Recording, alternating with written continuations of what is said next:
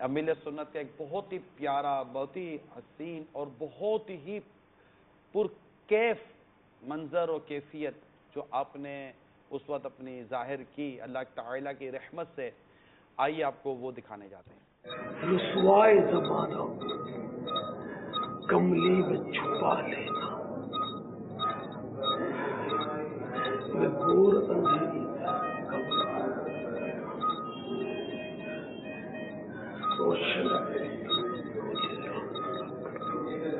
جب رضا کا وقت آئے دیدار ادا کر رہا۔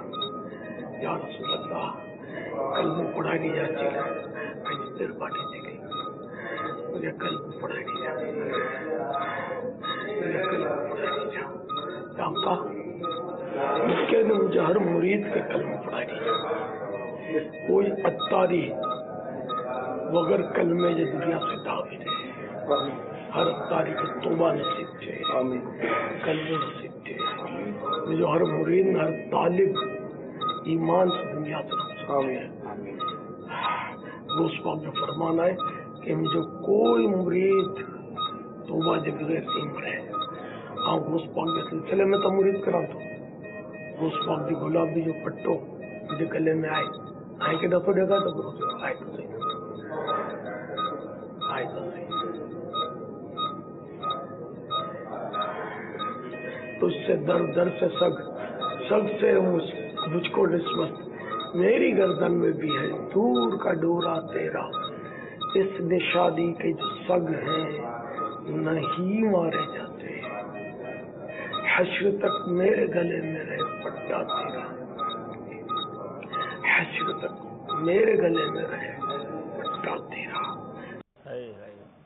مرید ہونے پہ آج فخر ہو رہا ہے، پہلے بھی تھا لیکن آج وہ کہتے ہیں نا فخر بڑھ گیا، اور کہتے ہیں پیٹھ اتنی مضبوط ہے کہ ہمارا پیر ہمیں کہاں بھولتا ہے۔ جب یہاں اس کیفیت میں نہیں بھولے تو انشاءاللہ اللہ کی رحمت سے امید محشر کے میدان میں بھی نہیں بھولیں گے۔ میرا پیر جو ہے نا یہ با وفا ہے، ہائے ہائے، میرا پیر با وفا ہے، بہت مربت والے ہیں، بہت وفا والے ہیں، بھولتے نہیں ہیں۔ ہائے ہائے، حاجی زمزم کو یاد کیا، مفتی دعوت اسلامی کو یاد کیا، سبحان اللہ سبحان اللہ، حاجی مشتاق کو بھی یاد کیا، بھولتے نہیں ہیں۔ باپو شریف کا بھی ذکر کیا، ماشاءاللہ، کسی بھولے نہیں ہیں، بھولتے نہیں ہیں یہ، تو یہ یاد کرتے ہیں۔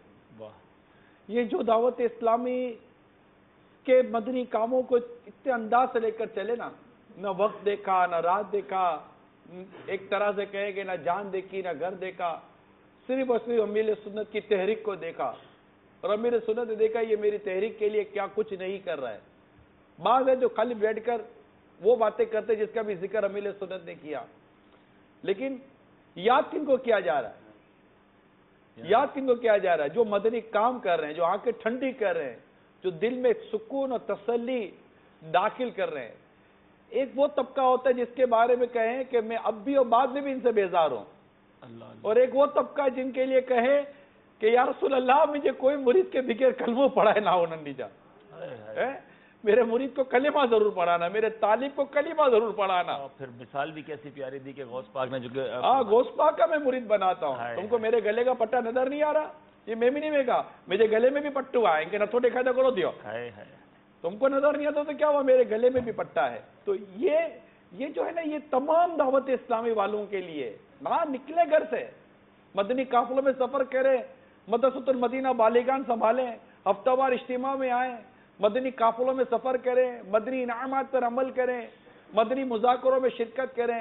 ارے جس تحریک کو لے کر امیر سنت اتنے برسوں میں یہاں تک پہنچے ہیں، اس مدنی تحریک کو اپنے طور پر ایک ایک قدم آگے بڑھانے کے لیے ہم کیا کیا کوششیں کر رہے ہیں۔ یعنی کیا ہمارے پاس کوئی ایسا معیار ہے کہ اس کی دیوار پوری ہو گئی؟